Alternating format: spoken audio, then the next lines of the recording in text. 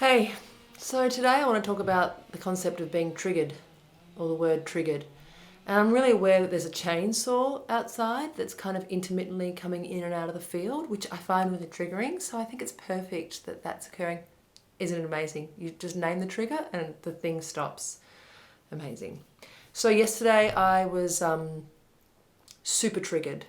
Something happened with my son and I just went into the lock, the rage, okay?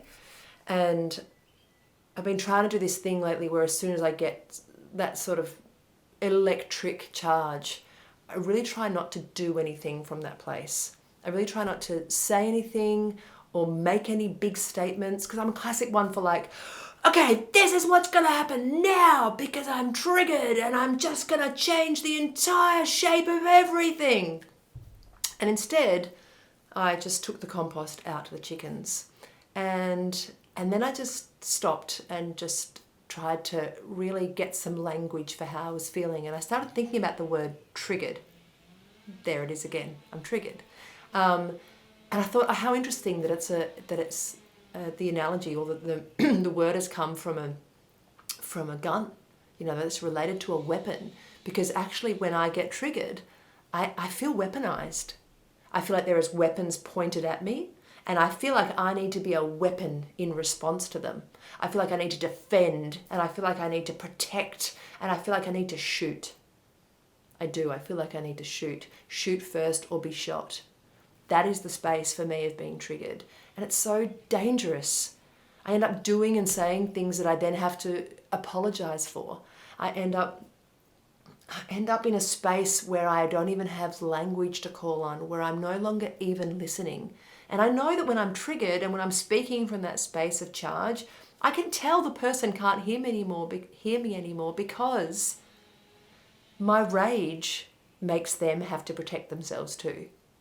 So I have this flurry of kind of words coming out and statements and new laws and proclamations of indignation, and none of it's being heard. None of it's actually really what I want to say. What I really want to say is, that hurts, or that's careless, or why did you do that? But I've flung into such a state of protection that all I am doing is holding my gun. All I am doing is, if you come a step closer, I will shoot you before you shoot me. And it's so dangerous because actually there is an opportunity in that moment. Actually there is a doorway, again that word, in that moment where I could potentially realize something about myself. I could potentially try something different if I can just stop the wheels from dropping into that rut of rage.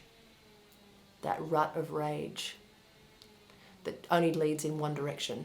That is a one-way road to eventually having to apologize, to have to then come down from all the cortisol and from all the adrenaline, to have to recover, to have to forgive myself, to have to ask for forgiveness, to have to loathe myself for being there again, like all of that stuff just from that slipping into that rut.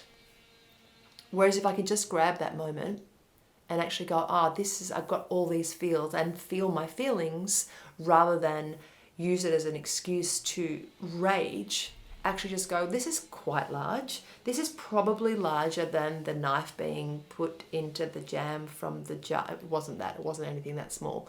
But, it's probably larger. It's a larger response than is required for the action that was done. It's maybe not about me. Somehow I'm making all of this about me. Somehow I'm feeling like I have to put all this protection up. There must be something else at play here. And generally it's fear for me. Generally I'm scared of something. I'm scared of something being taken away from me, or something not being misunderstood about me, and that feels unsafe. Somehow in that space I feel unsafe, and therefore I get triggered. I don't feel unsafe about the chainsaw. I just feel a little bit bummed. So I wouldn't call it an actual trigger. I'm not going to go and say like, hey, what are you doing chainsawing when I want to do this video thing? How could you not know? Because they really, really don't know. So I don't actually feel triggered. I just feel a little bit disappointed. And there, they've stopped again.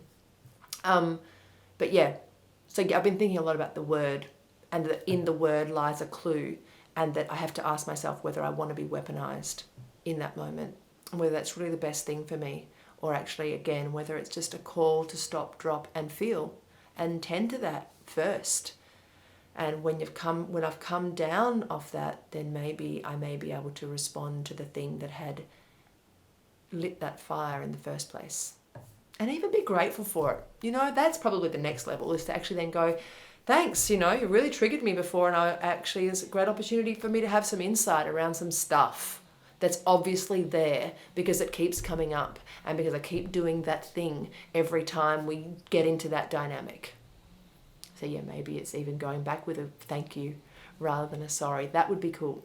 That's a good incentive to even stop, drop, and feel, so that I could return with a hey, thanks for that, before, not being a smart ass about it, but actually just want to acknowledge that I really got a charge on before, and I had to sort of pull myself away because I was super triggered, but I didn't want to shoot you with that.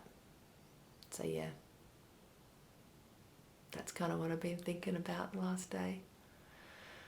Oh, I hope I can get better at that. I'd really like to get better at that. Imagine being good at that. That'd be so cool. That'd be cool.